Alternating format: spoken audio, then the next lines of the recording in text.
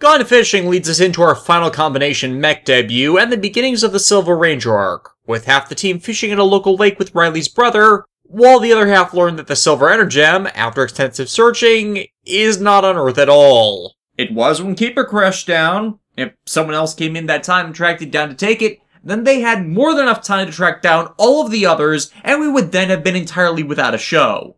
Thus, I'm going to play a clip from another internet reviewer. How did you get into space? How did you get into space? How did you get into space?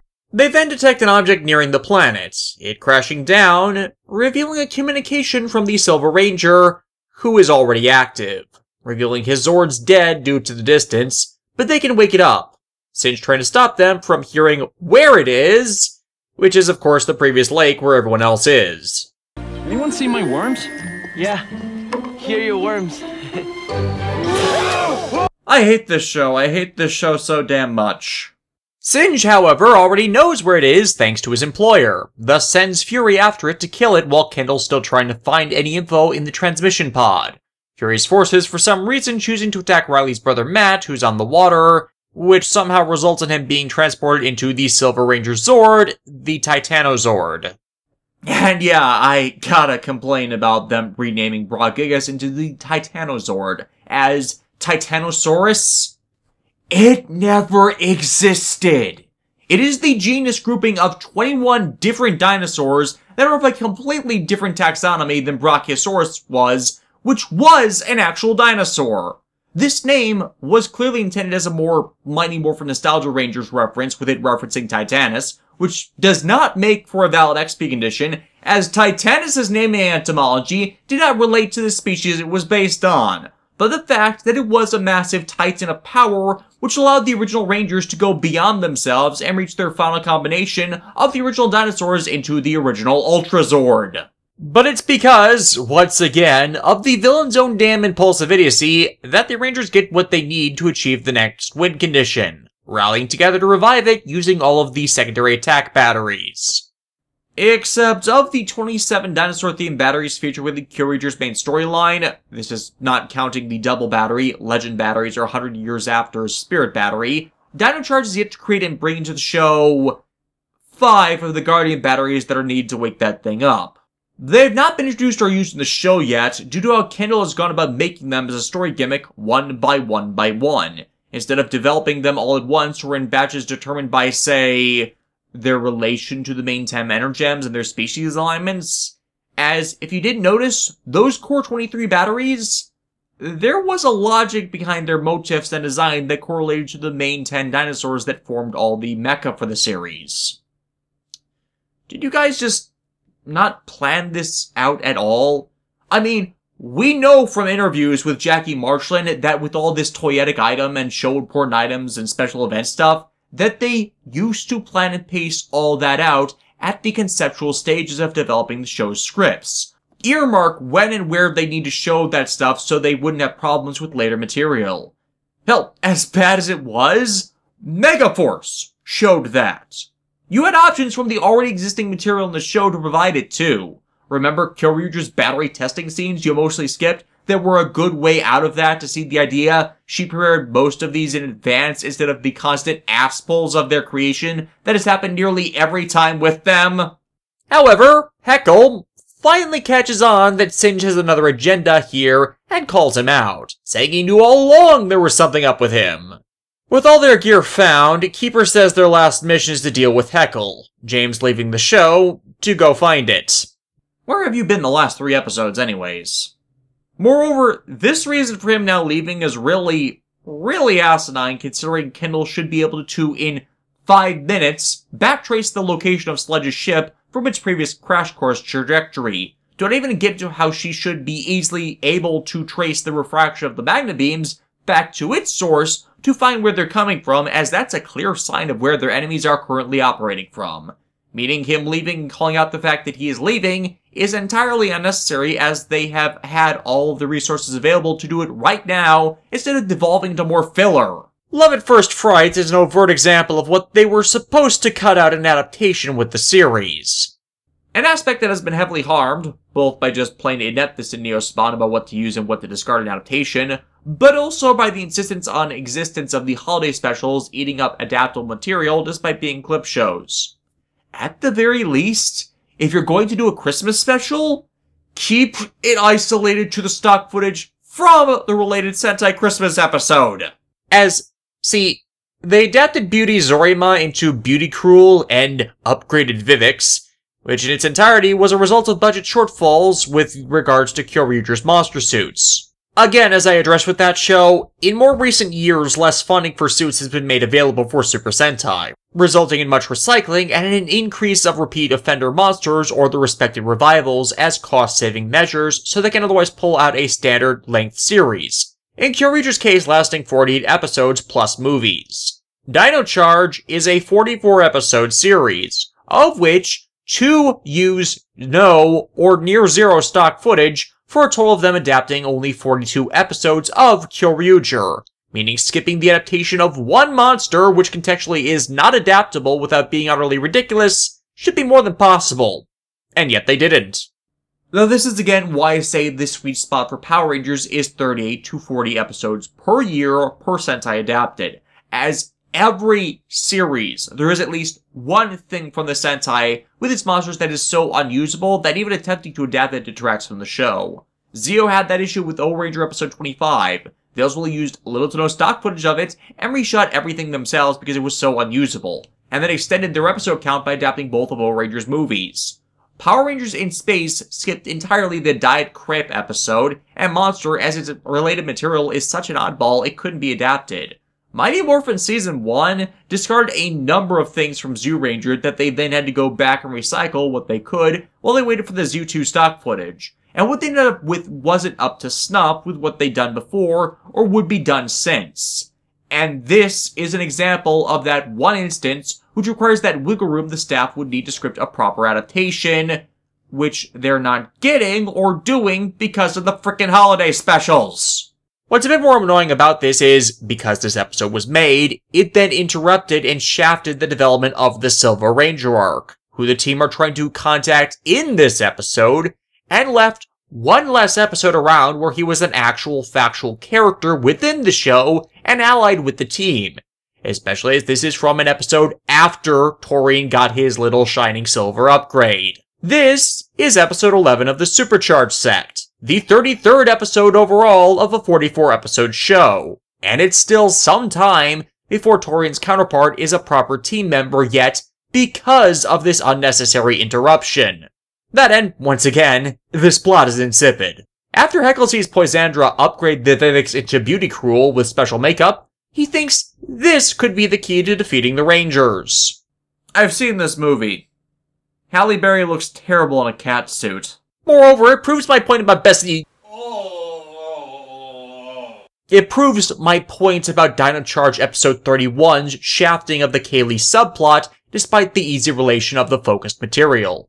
The Beauty Zorima episode was related to a Pink Ranger plot that related to friendship, so it would have made more sense to tie to Shelby's issues with their friend if they really needed to use that episode. While the one Dino Charge 31 was adapting was a Black Ranger relationship story that this episode instead is now doing. Chase, now shown to be acting as a much better boyfriend, and for the first time all season actually showing that some of the character development he should have had is now sticking with how he's focused and worked hard to make her a gift of a model rocket, as she's obsessed with space. Only for Chase's Ranger duties to repeatedly drag him away, with excuses until she ultimately follows him and gets caught up in everything. All of which was easily far more facilitatable from the previous goddamn episode since, you know, that episode had one of Ian's girlfriends abducted so he had to rescue her in undeniable style. That has more of an episode overlap, and more time you can spend on developing things actually essential to telling your story.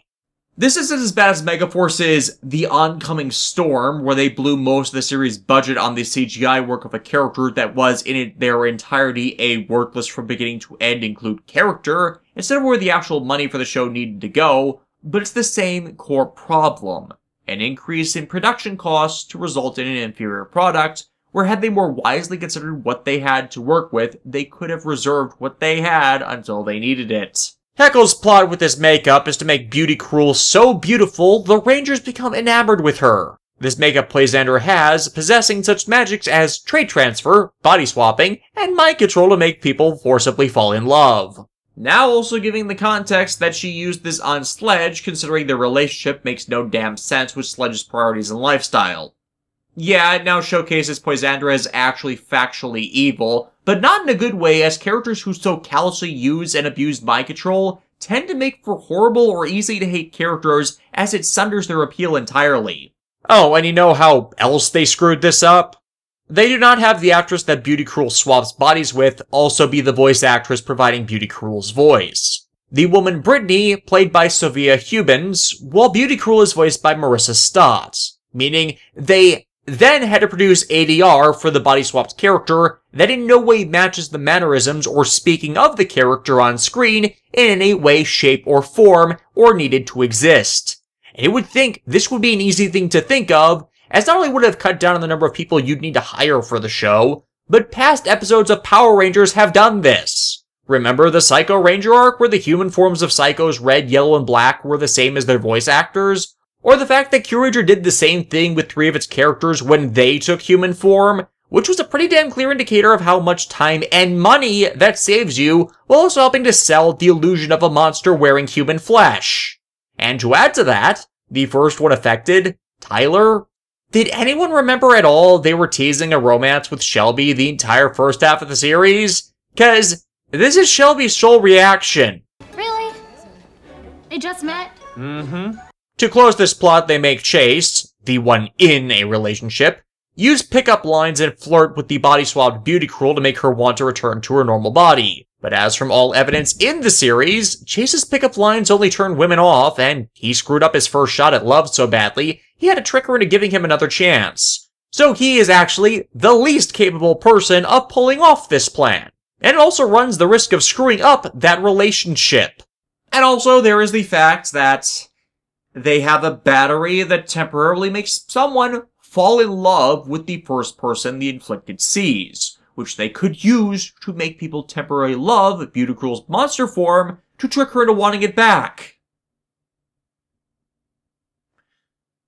Wait, why did they body swap her in the first place if a dab of that makeup makes anyone touched by it fall in love with the user? Why didn't she just rush in, tag them, and make them worship her normal form? It's more overt, but it has the same result, since all they were after is the energem that this idiot then stalls on taking. Hell, it would have made more sense to then be resolved by Shelby, who then could be written as not affected by it. And again, because this was adapted from a Pink Ranger episode. Hell, the body swap plot, to again point out the idiocy of using this plot here instead of exchanging it with episode 31, makes more sense as a "we swapped with the Rangers to steal their powers" bit, relating to Erin's nonsense of stealing their credit, making people think she is one. That's why she could have been made a target. This is a horrible use of literally all of your story assets! Sure enough, the bad soap opera nonsense happens, and Kaylee misunderstands the scheme as him cheating on her, but sees what's going on when she returns to give him a piece of her mind, which then reveals his identity as a ranger, with her figuring out the rest herself, and eventually revealing to Chase that she knows, resulting in a more stable relationship between them. Though if you want yet another example of how bad the editing is on this show, in the original broadcast of this episode, the second transformation of the app had Coda's clips overlaid over Riley's. This one was so mocked, they actually went back and fixed it in the DVD version of the episode. Between this and the last episode, where he was inexcusably excluded from the first summoning and fight with a Titanosaur for no legitimate reason, it's no wonder Michael Tabor has expressed disdain at being part of this production. Catching Some Rays is another filler episode once again delaying the involvement of the Silver Ranger, and in ways which conflict with the established story, with Kendall's grandmother bringing in a new artifact, which Coda recognizes, making him ask to be taken to the cave where they found him. Coda tracking it back to his tribe's ancestral cave, where he uses the cave paintings to remind him that the artifact is in fact his grandfather's shield, which used to defeat a great monster, which Coda's grandfather then sealed within the cave and guarded. At least explaining why Koda's family was not migratory like the rest of the evidence about cavemen has showcased. See, they were cavemen because caves were shelter of opportunity while the ancient tribes moved around following the prey they hunted. But in doing so, they free Leisure, said monster being the sibling of one of Sledge's prisoners, Loafer. Them both having the same power to turn sunshine into vacation waves like their source counterpart to make everyone lazy. Koda and Kendall, the only ones of the team not affected. But why it conflicts is, how the hell did Leisure get to Earth? If it was on Sledge's ship and escaped in the explosion, fine, but that's never said. It just suddenly existed 100,000 years ago and relates to one of Sledge's prisoners, meaning this thing has been bumming around for at least 65 million years as a terrorizing or stealed evil. Now this could have worked fine had they not done the sibling relationship thing, say they were of the same race or species that just commonly shares this power, or possibly Leisure being a completely unrelated monster that Heckle then takes advantage of for its chaos and his own schemes. Or just had Leisure be a completely unrelated monster that Heckle then takes advantage of for his own schemes, which he does as since everyone's lazy, they can steal their gems easily, or alternatively cut out the whole evil sealed by Koda's granddad part of this and just had it be one of the prisoners taking their shot at glory that Koda and Kendall avoid being infected by because Koda sleeps in a cave and Kendall potentially overworks herself so ends up sleeping in the lab away from any exposure to the lazy light waves. But it doesn't work with both of these in play at the same time, as that then directly asks the question of how the hell it got here, which needs to be answered because of the sibling relationship to an actual prison ship prisoner. Hell, the only reason they did the sibling thing is so as to explain how the same monster could be in two places at once, which they didn't need to since Kyoryuger explained the small-scale and large-scale monster as a frickin' mirage, which is an illusion created by heat and light refraction, which are still part of this adapted monster's power set. No clone character needed, as they are otherwise directly adapting this entire monster's plot anyways. Koda's grandfather's shield is the bullshit deus ex machina to solving this. It actually a lens which refracts Leisure's light and reverses its effects. Which is dumb when you remember a caveman is the one that created it. When logically a caveman would have used it to block the lazy waves to then get close and defeat the otherwise weak monster in close combat. And that would fit with how Koda's signature weapon is a freaking shield. Especially if, say, they wrote Koda's family as being the ones who first invented the shield in ancient times because of his grandfather's actions. But instead, the lenses needed to undo its power just means they had an additional expense of completely new CGI'd Zord footage, which they didn't need to add, as monster spells and powers almost always vanish upon their destruction. There are lots of ways they could have easily fixed this plot without being wasteful. But as the episode ends, they get in contact with Silver again, teasing the danger and evil reemergence of an 11th Energem. The Dark Energem, forged by accident when the other 10 were created. Why was it not with Keeper when he was attacked, instead choosing to seal it in a frickin' planet? Why is this only being introduced into the series lore now? You know, Torian kept secrets, but at least the show advertised there was something more to what was going on with the conflict, which led into those revelations. Dino Charge is horrible with exposition, and how it's just slapped on as a patch between story points. You don't do this! Still, you all know what that implies? An 11th Energem? That should mean an 11th Ranger. And Kyoryuger certainly supplied one for such an occasion, which in information provided from Saban and Bandai was thus dubbed the Talon Ranger. Ladies and gentlemen unfamiliar with this series or the source material, prepare to be disappointed. I mean, its origins don't even bear good exposition. Just the basic, the 10 Energems are good because they were purged of taint that fused into the 11th. But what was evil about their powers? Power is not inherently good or evil. What matters is how you use power you are given. It holds can bring forth either salvation or destruction at the whim of the user. That is a moral tied to Power Ranger powers inherently by Zordon's original rule set for them, as the Ranger power before this was not intrinsically good or evil, but could easily fall into the hands of either side to then be manipulated. Some of them have been sentient enough to choose their wielders like the Quasar Sabers or the Wild Force powers coming from the power animals, but the Energems? Yeah, every time we've been showcased their bonding thus far, all that's been seen is courage and bravery, and that's not something intrinsically tied to being good or evil, which this revelation now changes that to being. I've of course said nobility before concerning Phil's bonding, but that's because his bravery was shown in saving Shaysha's sister at risk to himself, and selflessness is noble. But yeah, before this point, Energems were just a power source. What mattered was the conduct of the cast. Now, X is automatically good, Y is automatically evil. Don't do this! Keeper hid this 11th Energem at the heart of a planet so it would stay undiscovered. Then someone discovered it and atomized the planet to get it. Even though Keeper was the only one who could have given him that information. And what planet was that? Deep within a planet called Sentai 6. Wow, the Goggle 5 must have been really angry when their homeworld was destroyed. Their homeworld of Earth. This in-joke does not work at all.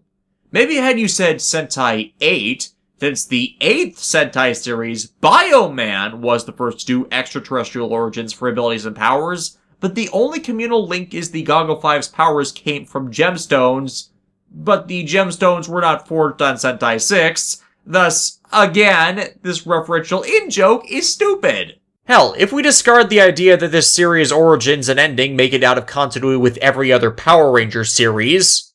No, I'm not done asserting that yet, as the show itself is not done creating evidence of that. It would have made absolute genius sense for this world the Dark Energem and all of the Energems to originate from be Onyx, the evil space alien world first seen in Power Rangers in Space and Lost Galaxy, that also played parts in Power Rangers SPD. Onyx is a barren wasteland of a world whose only notable export is energy-rich gemstones. In the SPD episode History, their antagonist Broodwing purchased 3 gemstones from the planet to use to call past Power Rangers to the future, and in doing so, nabbed the Dino Thunder Rangers, who by taking those stones, had their Ranger powers restored as the team-up occurred after their series ended and their powers were drained, meaning those stones had to have some commonality to their originating power set.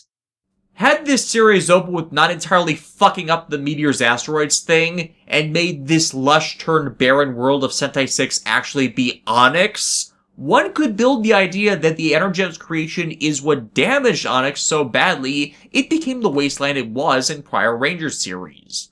The legend of those gems is why it's occupied territory, and say, maybe Sledge's giant rock was dredged up from the world in his plot to catch Keeper and steal the Energems. They just kept as even in that time Onyx gems were considered valuable, and its descent onto Earth with these powered stones would then retroactively explain a hell of a lot of mystical energies and objects of power defined by magic stones and gemstones, which were scattered across the world during the impact and the asteroid shearing apart, with the essence of this extinction then defined by the Dino Gems Dr. Tommy Oliver collected for his team.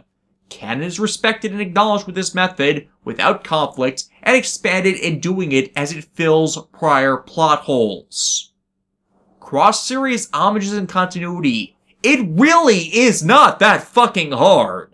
And despite saying in a previous episode that first mentioned the damn thing that the Dark Energem cannot be destroyed, Keeper tells them to give Silver everything they have so Silver can destroy it, as the Dark Energem, simply by it being in proximity to the other Energems, weakens their powers. Why? Not explained, nor is that ever showcased. But as is shown later, Keeper is truly a dumbass in this blind trust. And this proves as yet another citation about this team's blind idiocy, causing or facilitating the plans of the villains when they really should not have. Wrench uses monster parts to create Fortress, programming into it means by which to counter all of the existing Megazord's moves, and demonstrating this for Heckle with use of stock footage. Gee, I wonder if showing and telling us this now, instead of just a more basic description of his abilities, will in any way detract from the actual showcasing of those abilities, when they're straight out stated and represented to us again in the actual stock footage battle we will be seeing later. It's no use! He's blocking all our moves! I can't believe this is happening! Like fucking clockwork. Moreover, it's not even like Wrench created this monster. Fortress has been seen already in all of the prison-level footage, so it's not like this thing's existence is even a surprise. You're taking credit for killing and experimenting on an inmate to turn it into a mindless drone. In the episode's B-plot, the Dinobite Cafe is getting reviewed by a high society dining food critic, with Chase's dilemma being he is having difficulty making a fancy frou-frou cake originating from New Zealand, which keeps exploding on him. 1. It's a fucking novelty food vendor at a museum. The only patrons are going to be those who are visiting the entire facility and were prevented from bringing in their own food. This is the place for a health inspector, not a fancy food critic. Why is an episode introducing new villains, a new danger to the team's mission, and a life-threatening battle against a seemingly invincible monster being waylaid by a plot more appropriate to a bad sitcom? This is why the restaurant subplot serves as a major detraction to this series. Like Samurai with the bulk and spike antics, it needs time that can be given and should have been given to addressing literally anything else within the narrative to the series. Storm Charges and Ninja Storm was only made relevant when it needed to be. Haley's Net Cafe and Hangout were only made relevant when it needed to be. Toby's Rock Emporium was only made relevant when it needed to be, and did not supersede the focus of the main story plots. Or in the case of Toby's store, actually tied into things as the straight man normal guy surrounded by the supernatural. But that focus is completely reversed in Dino Charge, where beyond the Rangers being here, everything related to Dinobite is irrelevant to the main story, despite so much time spent with it. The Zordon era had the excuse with the Ernie's Juice Bar stuff that Rita Onward's attacks just intrude on their daily lives. So their monsters cutting into the slice of life things going on was not seen as intrusive to the show's storytelling. And if you remember the progression of the show as it went on, those plots slowly died off as the villains became a more proactive and serialized threat. But here, the villains have their own schemes. The Rangers have their own daily nonsense. And it's only briefly that the two meet, despite the only reason the team is here, at this place, to even make it relevant, is because they forcibly made it relevant, as opposed to doing the job they are supposed to be doing in finding the Energems and putting down all of Sledge's, and now Heckle's, forces that, I will once again remind you all, that they could just go and do right now, because Kendall can backtrace the Magna Beam to where it's being fired from at their crash site. Doesn't anyone notice this? I feel like I'm taking crazy pills! And also, too, as someone who has made the cake they're trying to bake, because I like baking things, the Pavlova, yeah, it does not explode like that. That is a myth. At worst, it pops like a souffle. You shoot the show in the country famous for them. How the fuck could you not just ask a bakery that makes them about this? But during his cooking of this bloody thing, Chase's Energem got knocked into the mixing bowl. Another reason why them constantly wearing their source of power when they could just leave them in the base and work off of the batteries they fucking charge like they logically should be able to is idiotic. How has this not happened previously? The exploding cake flung into the food critic's bag, so Chase spends a fair chunk of it trying to get it back from her. Amidst this, Singe returns with his boss, Arcanon, and Arcanon's other subordinate, Doomwing, who Peckle confronts. Arcanon reveals, all these prisoners, they were forceful recruits for his own army. Which is not in any way consistent with his modus operandi, as said prisoners have no more reason to be loyal to Arcanon than they did Sledge.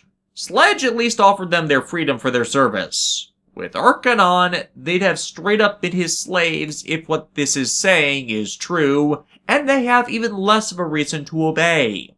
And hell, that is playing out right now, as Arcanon has come to claim his property. And Heckle has no intention of wanting to be Arcanon's plaything, only to find the dual pair pathetically weak in comparison, forcing them to supersize Fortress and begin an attack on Arcanon, which utterly fails as they don't target Arcanon. Instead, Arcanon has Doomwing counter him, as they have stolen the Ranger's technology, Doomwing summoning the mechs with their own batteries. This is a massive narrative cop-out, and waved away that this is from Kendall sending the Silver Ranger everything, but that is just fucking idiotic of the supposed super scientist to have done that for just this specific reason, as opposed to sending schematics of their capabilities for later planning on how to destroy the Dark Energem, which he'd have to come here to do anyways. Moreover, as this is a battle in which the Dinozords lose, it is for the, 5th time now, that they undersell a threat or power-up as just pathetic with how they are manhandled in their introduction. The Rangers' first direct confrontation with the Generals, Dino Drive, Heckle, Dino Super Drive, and now what you assume to be the series' end boss, since Sledge was supposedly afraid of this guy, that's now getting his ass handed to him by Snide. You fucked it up. And moreover, even the episode admits this diversion was pointless, beyond stealing from the team yet another milestone, and what should have been their development as a team. We came here for the Energems. I have a new plan to get them. Gee, I wonder if it's the same as any plan we have already seen in this show before. As instead of some showcasing of resolve or earning it, Chase just tangentially from the food critic gets the idea to mix it up, as in change the way things combine to create their Ultrazord. There have been some horrible ways to introduce a final combination out there, but that is just not even trying.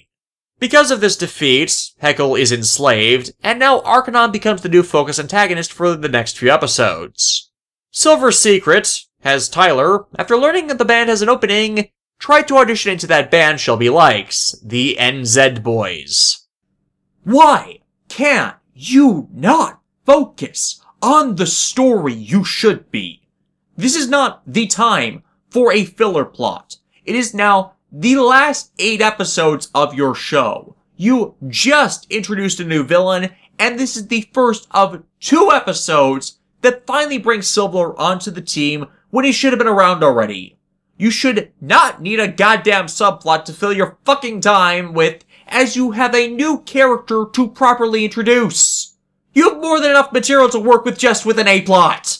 And for that matter, why the hell would a band looking for a musician hold auditions in a fucking dinosaur-themed cafe instead of a fucking museum?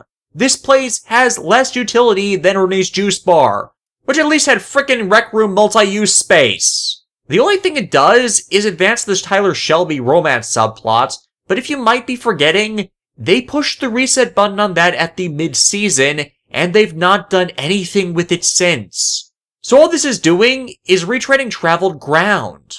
I wouldn't even mind that much if this was finally going to do something with it, but once again they just chose to will they won't they tease it, and eat up time in an episode that should have been focused on anything but that. This episode adapts Daigo's fight with his father Dentetsu in order to facilitate Doomwing taking on the powers of the Silver Ranger, attempting to initially trick the team into thinking he was their ally by saying he escaped Arcanon, only for the inconsistency of him creating only 9 of the other batteries to tip him off, when in the episode prior they recovered the created battery for the Titanozord from the battlefield. He kicks their asses, only for it to be revealed Doomwing, like Snide, is in a Jekyll-Hyde relationship with his better half, Xenowing. Xenowing does not gain trust from them at all. Don't move! No, please, don't fire! I am Xenowing, a friend. How can you be our friend? You were just trying to destroy us!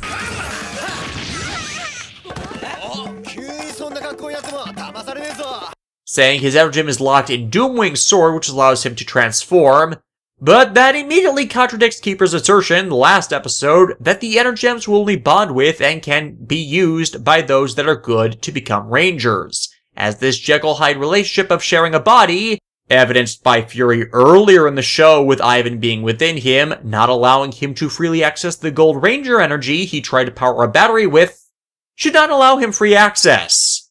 It would have been better to write this as Doomwing was using Xenowing's emergencies to charge up his own use of the Silver Energem's power, essentially tricking it into allowing him to use its power, but using that power in turn would eventually backlash and allow Xenowing emergence from his darker half. It's never explained why Heckle and Snide need to regularly swap places, from all presented evidence it being tied to whenever the two want, and being out of just stressing the one in control, so over time it gets easier for the one suppressed to rise to the surface, while after a swap, they're completely supplanted. We don't get that from these two. Incidentally, Xenowing, Taurine's counterpart, is voiced by Alistair Browning, who previously played a few Monsters of the Week in Ninja Storm through SPD, but is more notable as being Damrod in the Lord of the Rings trilogy. I note this because, had I not looked this up, I would have easily guessed they yelled at a guy on the street and asked if he wanted to do voiceover, because my god, this is some of the worst voice acting I have ever heard coming from this guy. This is below even the likes of 4Kids Entertainment. For as much as I bitched about that company's localization policies, at least they had good voice actors and professional voice direction.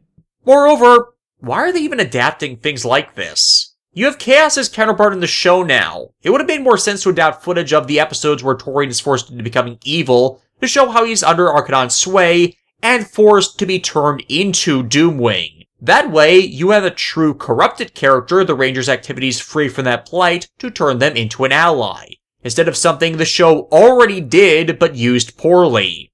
Doomwing kicks their asses after he reasserts control, planting a listening device on Tyler's communicator, which he notes so they can fool the transmission.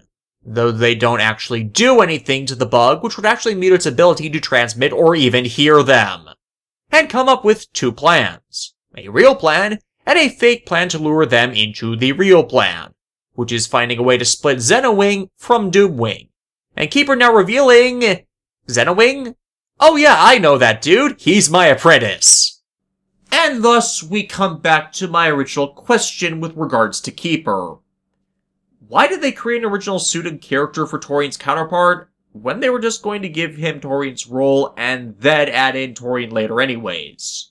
You pretty much just co-opted his role for no legitimate reason, other than to make a Power Rangers exclusive character that is completely redundant. Especially with how little Keeper actually appeared or did anything in the show, which made his creation even more worthless. For the love of Aura, this is why we hated Antonio in Samurai, as he was Genta split down the middle into him and Spike, when he could have just written Spike to be the Gold Ranger as opposed to following everything from the Sentai, except what mattered to actually pull off recreating the story of the Sentai that was getting ripped off. I mean, Dino Charge diverges almost completely from its source material, so keeping the role of Taurine, Keeper, and Xenowing the same should not have pulled up significant flags. And it's not like what SPD did with Kruger in making a whole new animatronic costume to be the same character because they thought the original Doggy Kruger looked silly, because as much as I love Kruger, no matter if he be the Sentai or Power Rangers version due to how much of a badass he is, the Sentai costume does look sillier. But it's the total reverse with Dino Charge. Keeper's costume looks as if it were slapped together at the last minute and then bashed with the ugly stick, while Taurine's is not only more dignified and regal, but more relates thematically to beings that existed in ancient times, as he's based on an Archaeopteryx, a prehistoric, dinosaur-era bird species.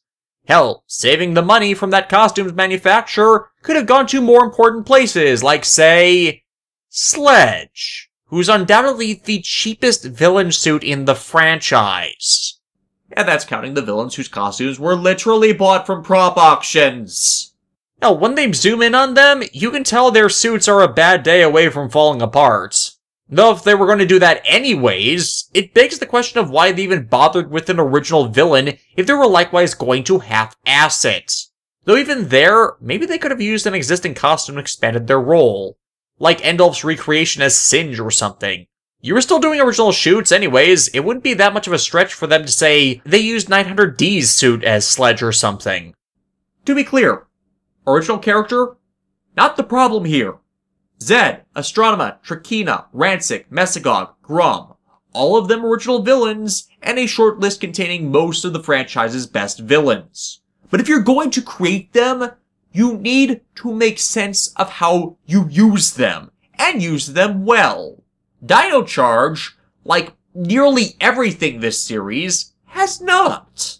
And there was nothing Keeper did which necessitated they make a new suit and then split the character roles from Taurine into two people. And the same for Chaos into his counterparts and enter from Go Busters into Heckle and Snide. As it really cluttered things, as then you had this new character, and barely any time to give attention for us to care about them. Especially with how they kept delaying his introduction.